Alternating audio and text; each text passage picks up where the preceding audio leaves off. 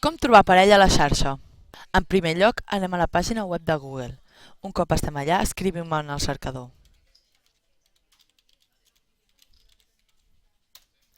I entrem a la pàgina web de Mític.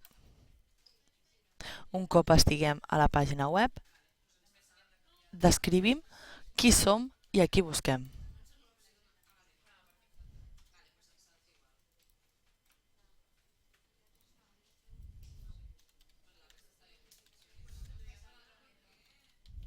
Validem la informació. Hem de seguir omplint els buits amb informació més detallada.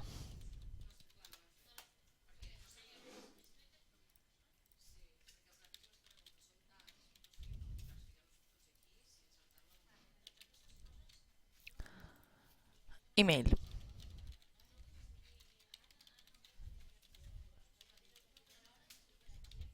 Certifiquem que som majors d'edat i acceptem rebre e-mails. Un cop estiguem, validem la informació i seguim endavant. Per activar la nostra compte hem d'anar al Hotmail, a l'email de Mític i un cop allà hem d'activar en el requadre taronja.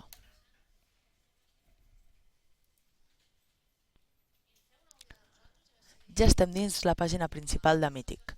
A la nostra esquerra està el nostre perfil, on posarem la nostra fotografia i a sota trobarem missatges, visites i fletxassos.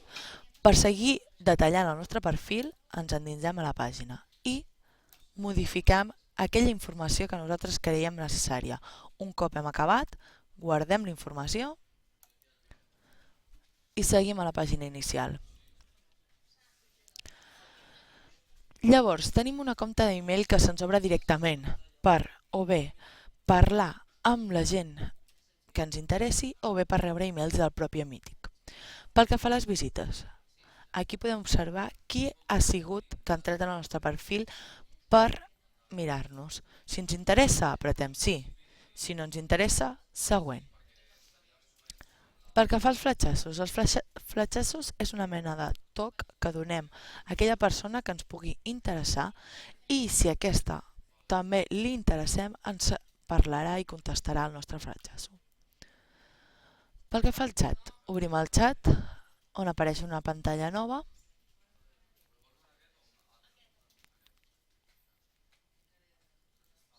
que se'ns ha de carregar.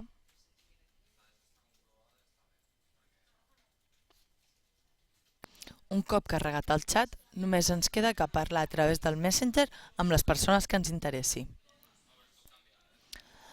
Pel que fa al que més ens importa, que és la recerca o búsqueda d'aquelles persones que puguin ser més per nosaltres. En aquest cas tenim la recerca avançada, nous usuaris, persones que van néixer el mateix dia que jo, el nostre compleanys, si són el nostre ideal o jo sóc el seu ideal, les mitges taronges, però a nosaltres ens interessa la recerca avançada. Aquí podem afegir criteris generals, com podria ser estat civil, on viu, i modifiquem tal com nosaltres ens interessi. Altres criteris, com els físics, també els podem seleccionar. I criteris sobre la vida. L'objectiu d'això és concretar la búsqueda i seleccionar entre les 1.000 persones que hi ha, aquelles que siguin més perfectes per nosaltres. Donem a buscar i ja només ens queda mirar i escollir aquelles persones amb les que volem començar a parlar. Per tant, ara només ens queda familiaritzar-nos amb la pàgina, canviar de color de perfil, per exemple, afegir una cançó o bé afegir una pel·lícula, llibres, etc. I esperar a trobar aquella persona que més ens interessi.